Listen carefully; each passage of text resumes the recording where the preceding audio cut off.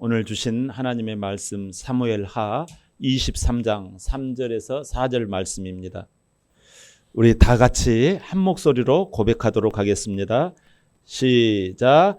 이스라엘의 하나님이 말씀하시며 이스라엘의 반석이 내게 이르시기를 사람을 공의로 다스리는 자 하나님을 경외함으로 다스리는 자여 그는 돋는 해의 아침빛 같고 구름 없는 아침 같고 비 내리는 후에 광선으로 땅에서 우미 돋는 새풀 같으니라 하시도다. 아멘.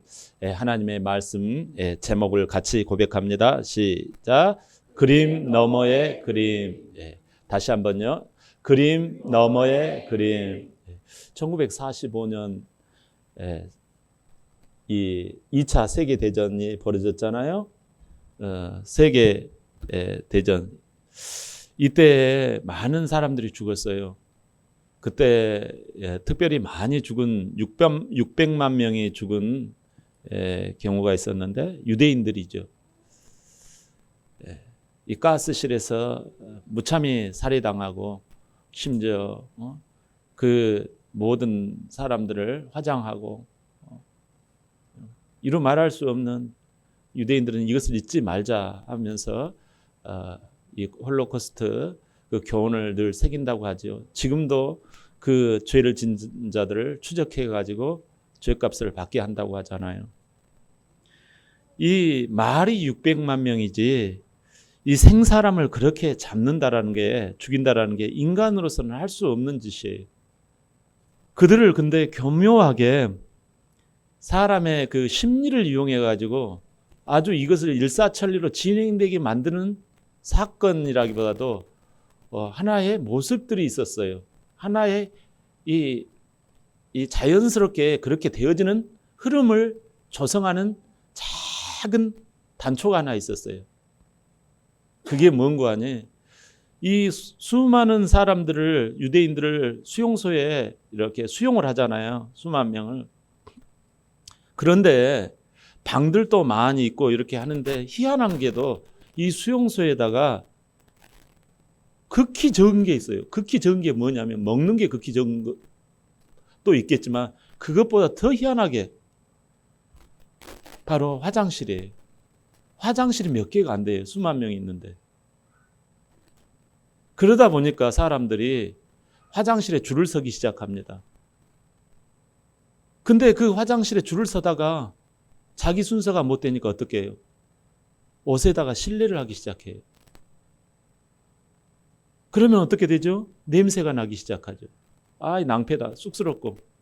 처음에는 아유 세상에 안 됐네 하고 가려주고 이해를 해줍니다. 근데요. 이게 하루 이틀이 아니에요. 계속 사흘 나흘이 계속 진행됩니다. 심지어 어떤 사람은 화장실을 가다가 말고 워낙 줄이 길다 보니까 어떻게 해요? 아예 방에서 실례를 합니다. 그러면 어때요? 이제는 동정하고 안 됐다 그런 표정이 아니라 아우 이 냄새 누구야 하고 싫어하고 미워하기 시작합니다.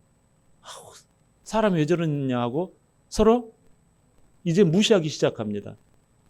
그 사람에 대해서 안 좋게 여기기 시작해요. 나중에는 어떻게 됩니까? 그 사람 스스로가 생각합니다. 아 나는 인간도 아니야. 아 나는 정말 짐승 같아. 이게 인간이야 참아. 이게 개돼지하고 똑같지. 나는 개돼지야. 이런 식의 자화상이 흐르기 시작합니다. 그래서 나는 죽어 마땅해. 나는 죽어 마땅한 인간이야. 하면서 그 길을 따라가는 거예요. 이렇게 나는 정말 게으르고 먹는 것만 탓하고 이런 악독한 인간이야. 이런 자기 그림이 생기기 시작하고 그 그림이 더러운 그림으로 변화되기 시작합니다.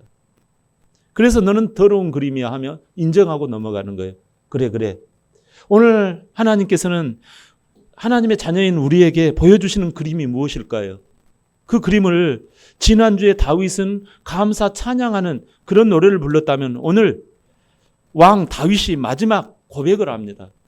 그 마지막 고백에 그림이 들어가 있어요. 사무엘하 23장 1절을 우리 다 같이 한번 고백해 볼까요? 시작. 이는 다윗의 마지막 말이라 이새의 아들 다윗이 말하며 높이 세워진 자 야곱의 하나님께로부터 기름 부음을 받은 자 이스라엘의 노래 잘하는 자가 말하노라. 아멘. 마지막 말이라고 그러잖아요. 여기서 마지막 말. 네? 마지막 말을 레스트라는 그 마지막 끝이라는 뜻이 아니에요. 여기가. 그럼 뭔데요? 이런 뜻이에요. 내가 말이지 왕으로서 지금까지 쭉 살아봤는데 인생이 별것 아니더라고. 그중에 요것이 중요해. 이런 뜻이에요. 무슨 의미인지 아시겠죠? 인생 살다 보니까 이게 엑기스더라고.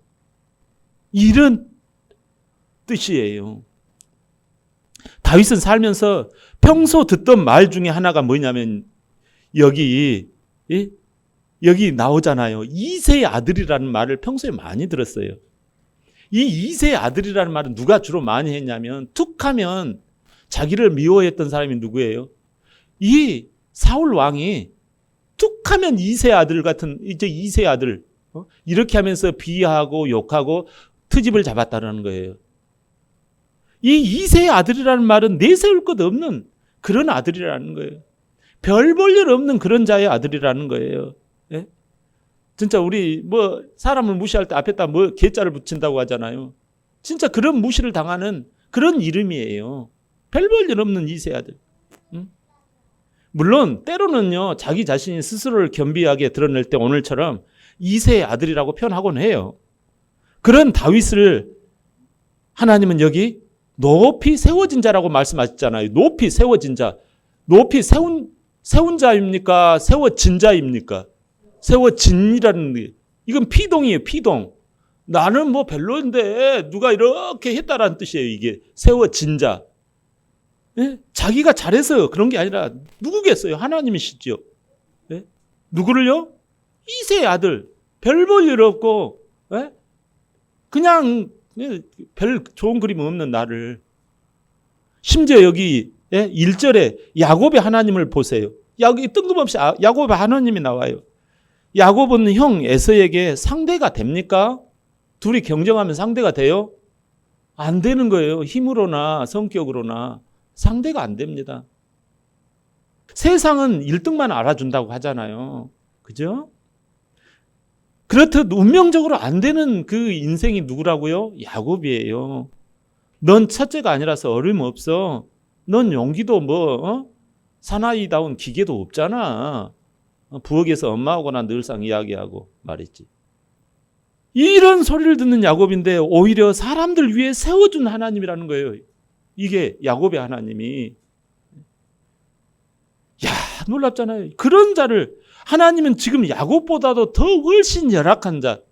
왜 열악한 거 아니? 야곱은 그래도 둘이 형제 있는 중에서 둘째가 장자가 되는 그런 하나님의 축복을 받았잖아요. 근데 지금 이 다윗은 형제가 8명이 있었어요. 근데 그 8째 중은 말째예요. 막둥이란 말이에요. 막둥이 다윗을 기름 부어 왕이 되게 하셨다라는 거예요. 누가요? 하나님이. 야곱의 하나님께로부터 기름 부음을 받은 자가 된 거예요. 여러분, 오늘 하나님은 다윗을 통해서 그림요 3카트를 딱 보여줘요. 4절을 한번 봐요. 4절. 다 같이 시작. 그는 돕는 해의 아침빛 같고 구름 없는 아침 같고 비 내리는 후에 광선으로 땅에서 우미 돋는 새풀 같으니라 하시도다. 아멘. 자, 첫 번째 카트가 나오죠. 첫 번째 그림이 나와요. 뭐예요? 밤 동안에 추위가 닥치고 이 광야는 추위가 오거든요. 밤에. 예? 무서움이 있고 이런 것이 물러가는 아침 해가 쫙 이렇게 햇살이 쫙 돋는 그런 그림이에요. 첫 번째 이 그림이. 두 번째 그림은 뭐예요? 짙은 구름. 어제까지의 그 짙은 구름은 물러가고 밝고 환한 서치라이트가 쫙 아침에 그냥 비추는 거예요. 동력에서 그냥 그냥 후레쉬 불 비친 것처럼 그냥 그게 두 번째. 세 번째 그림은요. 엄청난 폭우가 내렸어요. 그러면 심어놓는 거 알곡 다 없잖아요. 근데 웬일입니까? 거기에 여러분 알곡이 남아가지고 새 움이 다 그 햇빛에 막 그 콩나물 같이 막 그 돋는 그 싹이 확 움트는 것이 햇살에 조명이 쫙 되는 그림이에요.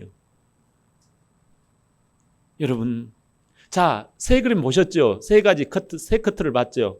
공통점은 밝게 내리쬐는 햇살이라는 거예요. 이 작가의 공통적인 이 그림이 뭐냐면 밝게 위에서 싹 이렇게 후레쉬, 밤에 후레쉬처럼 쫙 서치를 하는 거예요. 서치라이트를 비추는 거예요. 이게 공통점의 세 그림에. 이게 포인트거든요. 하나님은 다윗을 통해 말씀하고 싶은 것이 뭘까요? 인생 살다 보니까 별것 아니더라는 거예요.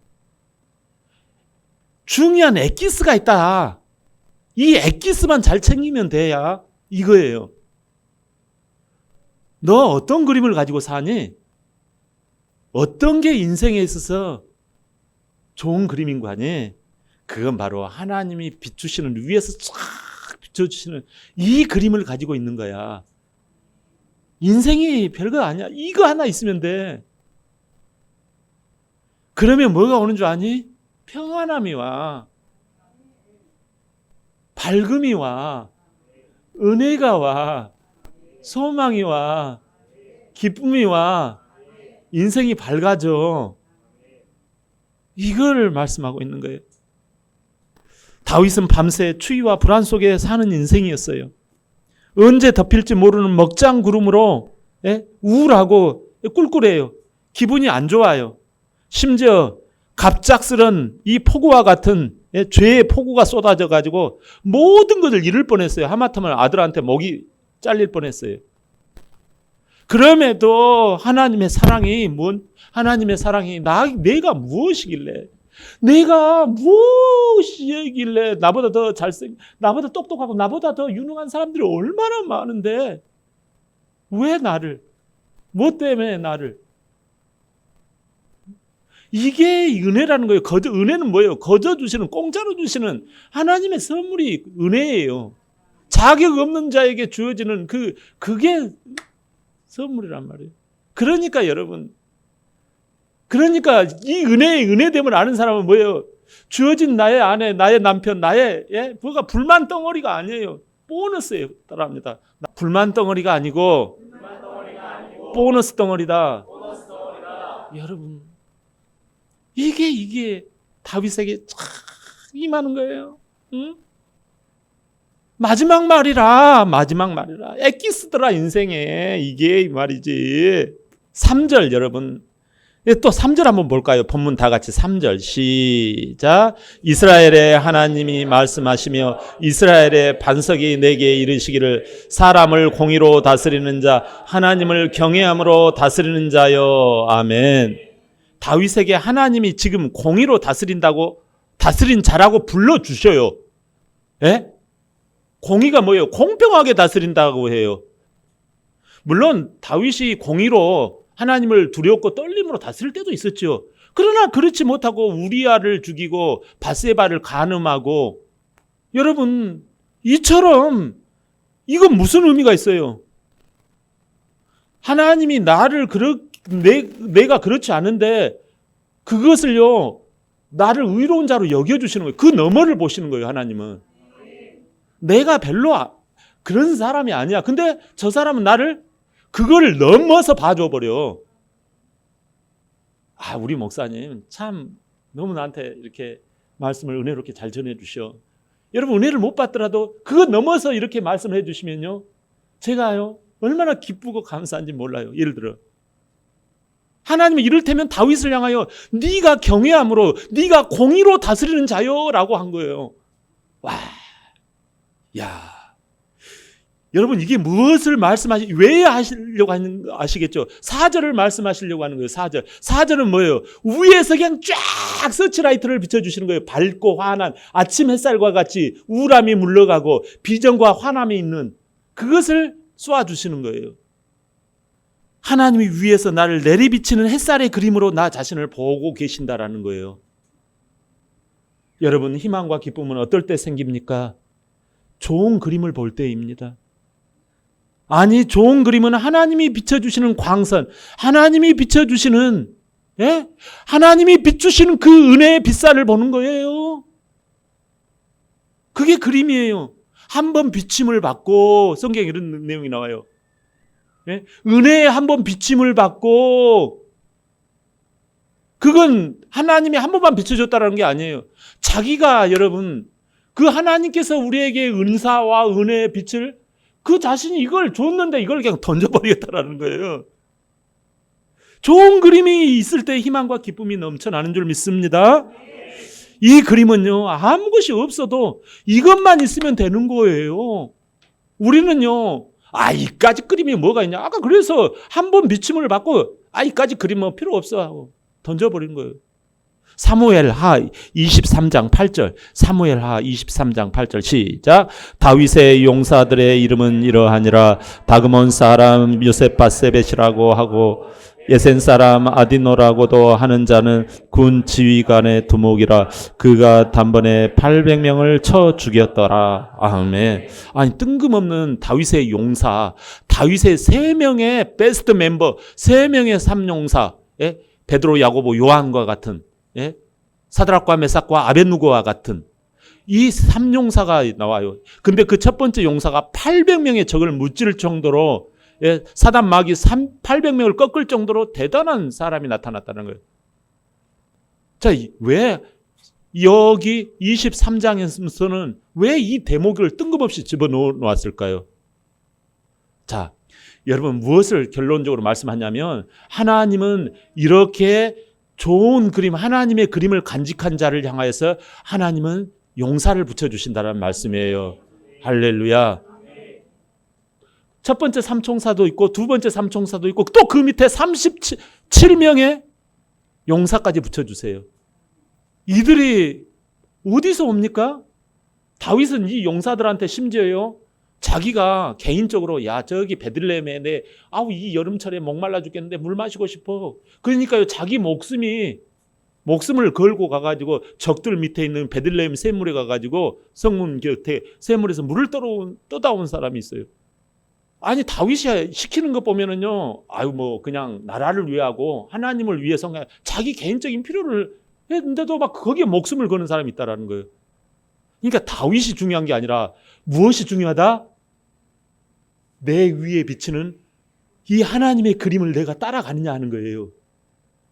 근데 나의 실수마저도 이 용사들은 가려주고 나를 추앙한다라는 거예요. 할렐루야. 그들은 다윗을 향하여 목숨을 걸고 지켜줍니다. 어떤 분이 제게 이런 말을 해요. 목사님, 좋은 그림을 하나 사다 드리고 싶어요. 이렇게 저에게 말씀하시는 거예요. 속으로 저는, 아니, 어떻게 내 마음을 그렇게 하시고 이렇게 이쁜 말씀을 하실까? 막 너무 좋았어요. 네?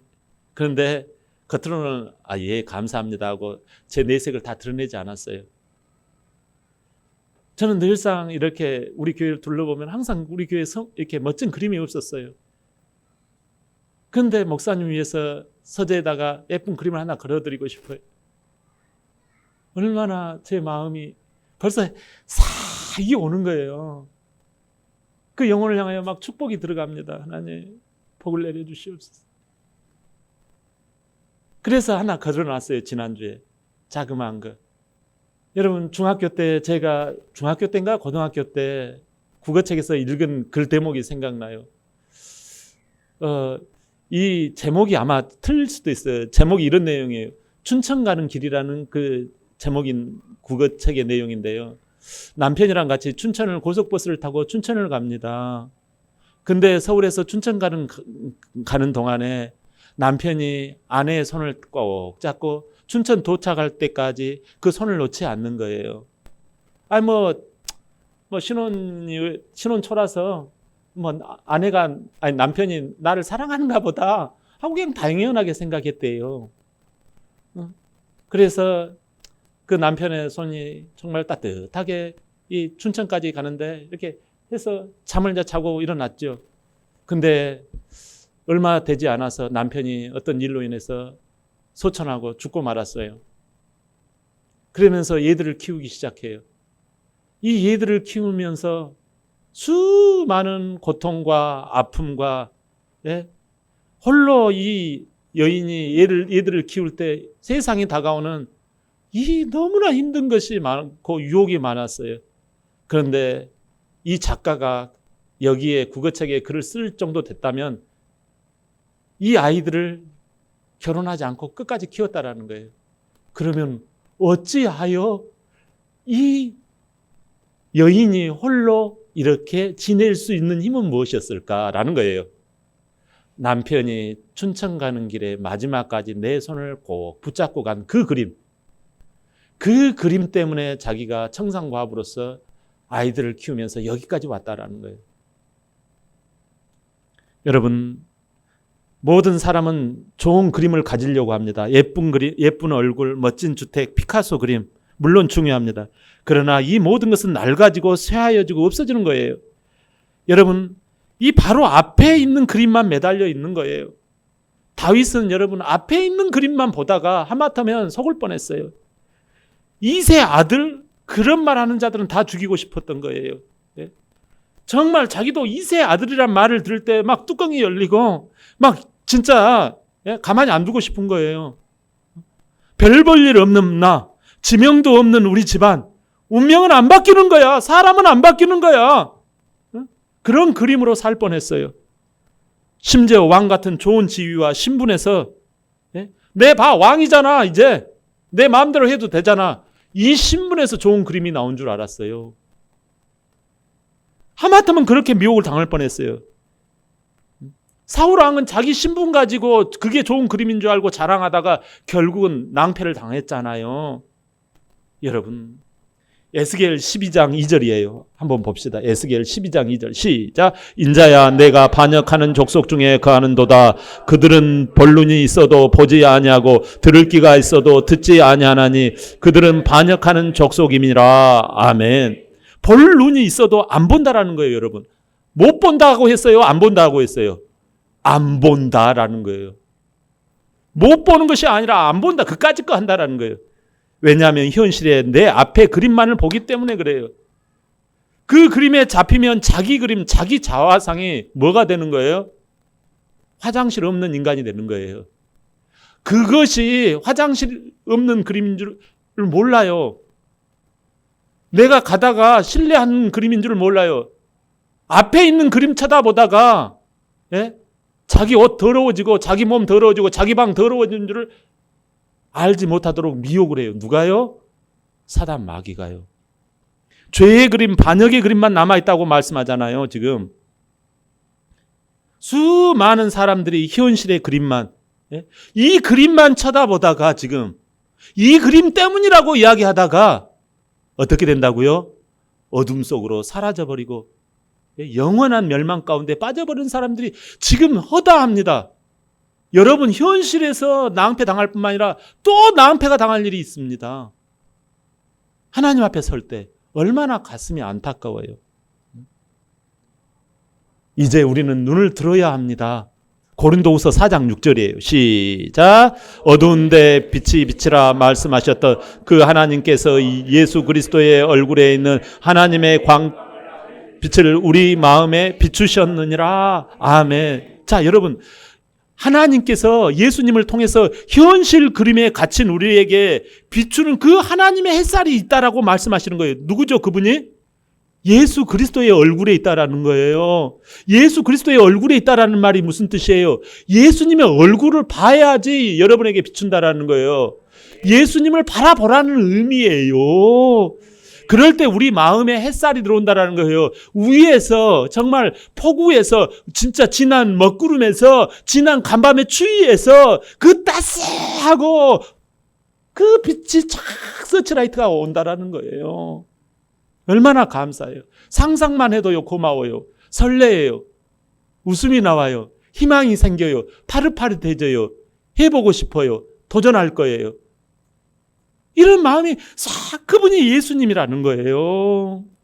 무슨 뜻이에요? 예수님은 우리가 자기 그림이 좋다고 고집하다가 어두운 그림, 그 그림에 갇힌 정말 사망할 수밖에 없는 그런 자가 되었다라는 거예요. 그걸 예수님이 다 그 옛날 그림을 다 수거해 가신 거예요. 그리고 부활하셨잖아요. 무덤 속으로 들어가가지고 그 그림 다 파묻어버리고 예수님이 다시 부활에 일어나셨잖아요. 그러면서 위에서 쫙 하늘 위에서 그냥 광채가 임하듯이 부활로 올라가셨잖아요. 할렐루야. 여러분, 희망과 기쁨의 햇살을 비추십니다. 주님의 얼굴을 바라볼 때, 현실의 그림이 우리 마음을 덮을 때 우리는 주님 얼굴을 바라봐야 할 줄 믿습니다. 예? 우리는요, 주님만을 마음의 눈으로 바라보면서 그래도 하나님의 햇살이 나와 함께하면 좋은 그림이 된다. 여러분, 그 하나님께서 우리 안에 이런 큰 은혜가 임합니다. 할렐루야. 여러분, 그래서 우리 안에 먼저 내 마음이 은혜가 임해. 그래 웃음이 나와. 자녀들을 향하여서 일에 대해서 한 템포 여유가 생겨요. 아침 햇살이 있는 사람은요, 여유가 생깁니다. 일 잘하고 못하고를 떠나서. 그래서 그 사람이 좋은 거예요. 일보다 더 중요한 것은 하나님의 햇살, 여유와 은혜가 있어야 할 줄 믿습니다. 이렇게 하면요, 여러분, 예수 믿는 게 행복하고 여유가 있고 감사가 있고요. 이게요, 다윗에게는 이게 있었다라는 거예요.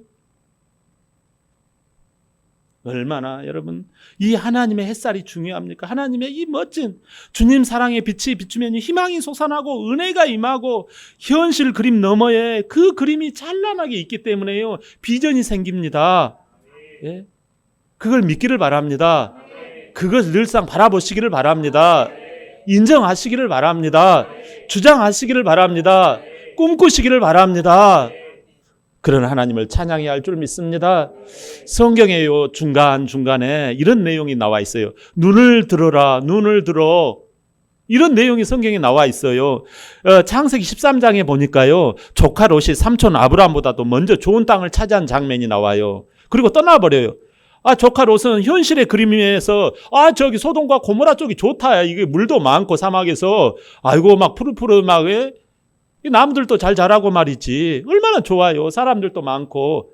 그냥 그쪽으로 쏙 가버리는 거예요. 그때 이 아브라함은요, 진짜 좋은 땅은 차지했으니까 어디로 갑니까? 갈 데가 없는 거예요.